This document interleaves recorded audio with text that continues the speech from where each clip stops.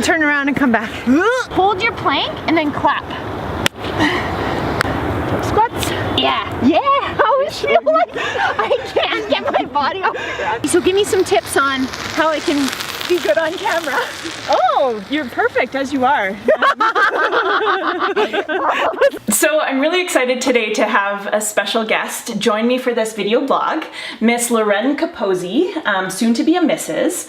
Loren and I met in undergrad, so we've known each other for quite some time. She has her PhD in health behavior change and exercise and is currently in med school. And so Loren and I go back a long way in terms of friendship, but also from a professional perspective, we're always bouncing ideas off of one another in terms of wellness and behavior change. And so I'm just so grateful to have you here today to share some of your amazing wisdom. Oh, thanks, Casey. It's such a pleasure. It's so good that we finally are doing this. Yeah, we've talked about it for a little while, and I've come into your home today and we've got the camera set up, so let's just roll with it. Perfect. I'd love to start by just getting you to introduce yourself to the audience today and just tell us a little bit about who you are and what you do, what you really care about, and you know, specifically in the realms of behavior change and exercise. Perfect. So welcome everybody. As Casey mentioned, my name is Loren, and I know that you are an engaged and energetic community because I am part of the Worthy and Well community, and it's fantastic to actually be here and be on the other side of things today. So as Casey mentioned, I'm a certified exercise physiologist, and I have my designation through CSEP, the Canadian Society of Exercise Physiology. And I think there's a few of you fitness professionals that follow Casey as well, so you probably know where that background comes from. I have my undergraduate degree in kinesiology, and then I did a PhD in health and exercise psychology, and focused on behavior change and how we help people with their health behavior decisions and making changes around those decisions, whether it's related to exercise, nutrition, smoking cessation, changing or managing stress. And then specifically I looked at exercise interventions for cancer patients, so that's an area of interest for me. And now I'm in my second year of medical school here at the University of Calgary. How's it going so far? It's good. It's busy, but it's fantastic, and it's so good to get to combine the medical and the exercise all together in one. So it just gives you more perspective in terms of how we can approach this from a healthcare provider lens, which is really great. Wonderful. Yeah. Awesome. Thanks for that awesome introduction. So I wanted to start by asking you specifically about health behavior change, because obviously I work in the realms of nutrition, relationship with food and body, but really I feel like we're all trying to take a more holistic approach to wellness. And so that includes a lot of various aspects to health. And I think what's at the base of it is this behavior change component. We want to better our health by making changes, doing something different than what we're currently doing. And so as someone who's spent a lot of time studying and teaching health behavior change, what are the really important factors to help make people feel successful with their health behavior change? Yeah. So, I mean, you just hit on a few of them right there, Casey, which is fantastic. And number one, health behavior change is hard. It's challenging. And I think you talk about this a lot in the videos that you do and the education that you do around, you know, how can we get started to make some of these changes, and then how can we be successful at maintaining them.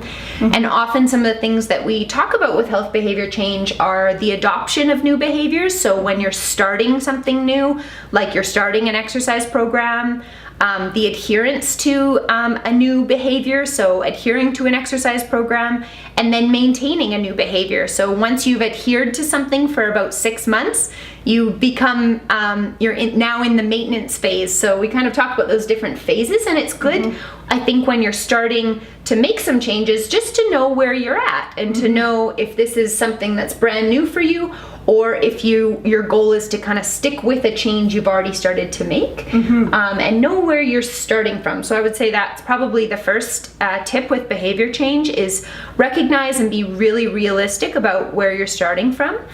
And then the next thing is you want to know where you want to end up and what your goal is along the way. And a really good place to start is, if you're looking specifically for exercise, is to look at the recommendations that are put out by the Canadian Society of Exercise Physiology. And we can talk about those coming up, and we'll definitely link into those. But making a goal of meeting those recommendations, or whatever works for you. If you're starting from being completely inactive, maybe walking a few times a week for about 20 minutes is an excellent goal that you want to work for in the first month or 2 months. So knowing where you're at and knowing where you want to be is kind of where you want to start. And then the next phase would be creating that map of how you're going to get there. Right. And there's some strategies around how you can create that map, but having a vision of what the journey's going to look like to get from A to B is really important. And some of the things that we like to talk about when we're helping people stick to that path is, number one, building confidence around your ability to be active. And we were chatting about this a little bit before we did the filming today about, I think one of the biggest barriers with people who are trying to start being active or to change their level of activity is just having the confidence that they're able to actually do it. And trying something new or... Totally, and I'm so glad that you mentioned that confidence piece, because I do know that I've had conversations with many people, with regard to nutrition or with regard to activity, it always comes up where that feeling uncomfortable, especially when people are kind of uncomfortable in their bodies or uncomfortable with their body image, that they don't, it's a huge barrier to step foot in, say, a gym. And I think that's sometimes where we automatically go in terms of, I want to get active, I need to buy a gym membership, you know? And what I found just with talking with various people is that can really limit one's ability to be active, because it's a big hurdle to overcome, being in a different situation, not really knowing how things work, not really feeling comfortable in body movement or image. And what kind of strategies would you give people to either dance with that fear? You know, I think sometimes we talk about pushing through the fear and just like do it, just get over it, but it's a thing, and we all have fears in different areas. And so for those folks who maybe aren't comfortable with that initial step to get active in maybe a traditional setting, what would you say to those people? Yeah, so such a good point and a really important concept. And sometimes in the research or when we're talking to clients that we work with or patients, we talk about the term self-efficacy, and that's that confidence for a health behavior, and in this case, activity. And some of the ways to help build that confidence are, to reflect on what you've enjoyed in the past. What are some things that you've done before that you have a little bit of confidence that you could put your running shoes back on and try them again? And that's often a really good place to start. The other one is, who are some people that you can maybe do this with? And do you feel like you relate to those people around you? Yes. So, maybe you haven't done a spin class before, but there's other people that like to go, and you feel like you can probably go with them and be supported by them, and that can be something that can really help as well. And I would really say, and we've chatted about this a lot, but really look to those things that you enjoy when you're trying to build that confidence for activity. And we'd all love to be, you'd love to be a marathon runner. I would love to be a marathon runner, and I just hate running. I don't feel good the whole time. I think about when I can stop, and here I am promoting exercise and fitness. And for me, when I'm going to dedicate some time to be active, and I want that to be for my health and my fitness, but also to relieve stress and help me feel more confident and better, I'm going to choose something that I enjoy doing. And that's something that we see really helps people stick with it and be confident, is when they're actually trying something and doing something that they enjoy. What would you say are your top, 1 to 3 ways to be active? Personally? Yes, you personally. Oh my gosh. Well, I teach spin classes in the city, and that's one of my favorite ways to be active. I have recently become addicted to a new boxing studio in town called Rumble, and really enjoy that it's changed up my fitness routine a little bit, and and it's again that group environment that I really, really enjoy. Yeah. And then attending your yoga classes has to be on there, Casey. Wow. Awesome. Totally. Yeah. Yeah, and it is interesting, and you're allowed to change what you enjoy too, and you're allowed to stop enjoying something and want something else. But the thing is that there's so many different types of activity out there that I think it's saying that I hate exercise, I'm just like, I just don't believe it. Yeah. Like there's so many different ways to move, and finding a way to move that feels good, or at least people to move with that are enjoyable to be around, which is kind of what you said right there.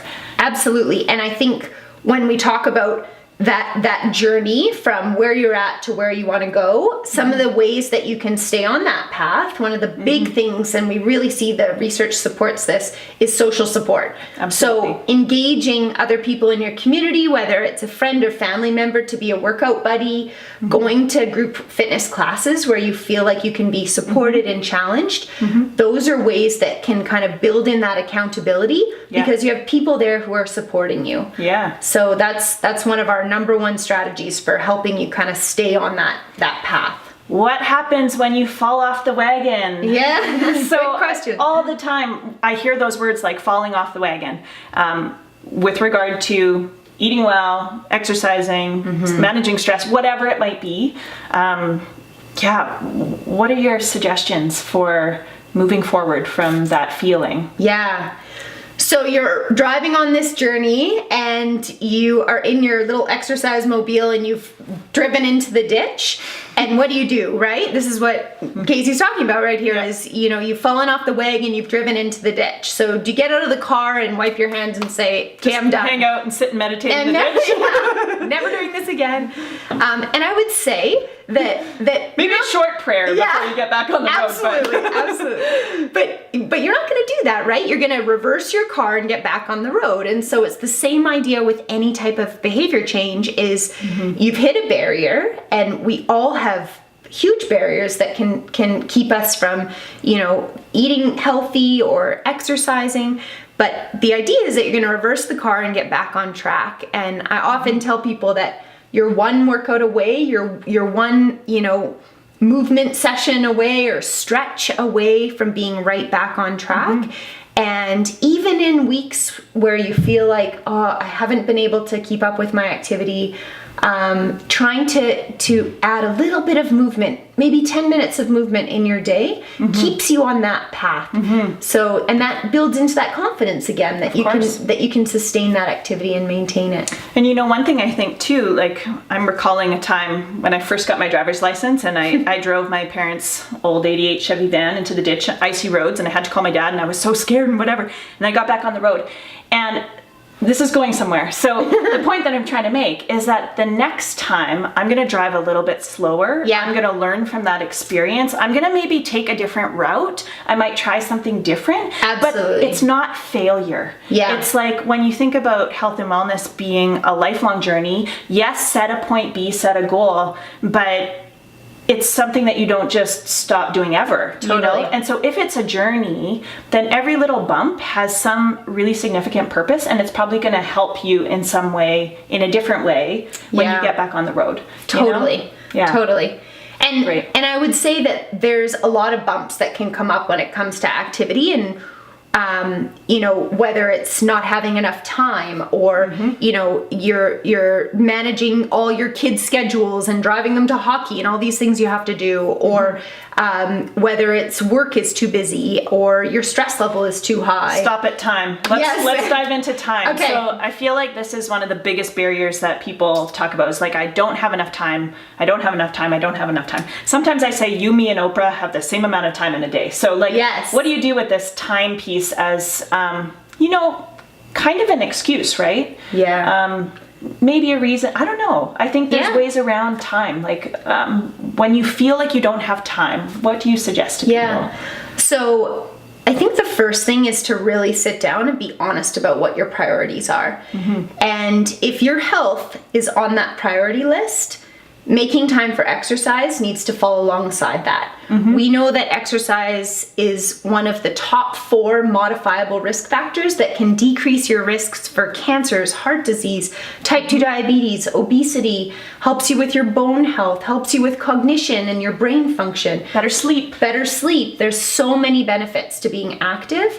And so sitting down and being, knowing that work and family is on your priority list, but your own health should hopefully be on that list, because if you're not healthy, you can't attend to those other things. And then the next step is, you're right, we all have 24 hours in a day. So how are we going to break up our day to fit in activity? And when we talk about the exercise recommendations, the recommendations to be active are 150 minutes of moderate intensity aerobic or cardio exercise per week. That's 30 minutes 5 times a week. And on top of that, the recommendations are to do strength training 2 to 3 times a week, and flexibility training most days of the week. So that can sound like a lot, but when you think about, the idea of, okay, 30 minutes most days of the week, 30 minutes out of 24 hours is 2% of your day. So my strategy around time is, when you're cutting up your vegetables on Sunday or you're preparing your meals, doing that, right? Everyone's doing that. That's a great time to sit down, look at your calendar for the week, and make the appointment with yourself. Put in when you're going to be active. It's really hard when you're in the middle of a busy day to think, oh shoot, I missed my workout, and maybe I can get it in at 5 p.m. when I'm done work. And it won't happen. But if you think about it on Sunday night, okay, Monday I'm going to do this, Tuesday I'm going to do this, and map out your week, and then keep the appointment like you're keeping an appointment with your boss, because you're the boss of your own health, and so you stick with that appointment. That can be a strategy. And again, this is the same with what you teach people around nutrition, is planning ahead. And just talking about, I talk about a wellness calendar, having bulked out times in the day. And, I think there is some benefit to having routine and ritual, doing kind of the same thing at the same time every day. Absolutely. But that doesn't always work. And so sometimes it does look a little scattered, but if there's no intention with it, then it's easy to just come home from work, flop on the couch, be tired, whatever. Absolutely. And depending on when people like to move their bodies, for me, I find my will decreases throughout the day, and movement in the morning is the number one thing that I can do for my mental health. So I love the physical benefits of movement, but for me, it's those benefits of stress management, productivity, focus. The days that I exercise in the morning, I'm a boss. We brought we had a boss mug. We forgot on the counter. Okay. I totally agree, Casey. And you have to find when it works for you in the day, and then plan for that. And you're right. The idea of building some routine into that schedule is great, but also working in some flexibility. So some weeks sticking to that schedule is not going to work. And one thing you brought up earlier is that idea that we have to all make it to the gym, each day or most days of the week. And there are so many great resources for online workouts that you can do from the comfort of your home without any equipment. We'll link up to some of those in the beneath this video. Just so people have some additional resources to get more information. Totally. So these are things that you can do in the comfort of your home. And research shows that even breaking down exercise into 10-minute bouts is still really beneficial. So even if you have 10 minutes in the morning, 10 minutes at lunch, and 10 minutes after dinner, there you go. You got your 30 minutes in the day, and you managed to break it into little chunks, which is great. Okay, so in summary then, you've shared some really amazing tips and strategies and evidence-based resources for helping to promote health behavior change and exercise. And I guess I'd just like to ask, can you summarize for us maybe your top 3 tips for having a healthy relationship with your body and keeping movement fun and enjoyable? Yeah, absolutely. So I would say, number 1, keep it fun and enjoyable. And the best way to really do that is you need to kind of explore. You need to figure out what you actually enjoy, and then keep up with those fun and enjoyable activities by scheduling it in. So that's all 3 in one sentence. So choose activities that are fun and enjoyable. Number 2, try new types of activities. There may be things out there that you don't even know you love, and you have to take a little bit of a chance and go try them. And Casey and I often talk about this great documentary called The Happy Movie, and Casey will put a link to it in the movie, but they talk about happiness, and one of the best ways to release those happy hormones or dopamine in your brain is to try a new type of exercise, actually. Taking... Dress up as a banana or a monkey and, and run. That's the one that they do in the video. That's right. And then the last tip and strategy for that health behavior change is schedule. And then if you can follow up and track your activity, that's a great way too. And we haven't really chatted about this, but technology, Fitbits, things like that to actually track your movement can be really helpful and motivating for people as well. Awesome. So many awesome pieces of wisdom for us today. So where can people find out more about you and what you're up to? And you can talk a little bit about maybe Thrive Health Services too. And we'll definitely link up to whatever you have to share there. Awesome. Thanks, Casey. Yeah. So I am a co-founder of a business called Thrive Health Services, and we started up a year ago, myself and my previous PhD supervisor, Nicole Kulas-Reed, and we do consulting around health behavior change and specific consulting around exercise for cancer survivors, and we have a website, www.thrivehealthservices.com, and we'd love to see you on social media as well, so you can check out Thrive Health Services, or on Twitter we're at Able to Thrive. Okay, awesome. Yeah. Thank you so much for taking the time to chat with me and share your knowledge with the viewers. We hope you have an awesome, active day. Talk to you soon. Bye! And I can look down at my notes. But you know what the hell you're talking about. Remember, you have a PhD in this stuff. Okay. They don't realize that my orchid is fake. They don't realize I have stains on my shirt. Okay, you ready? Yeah.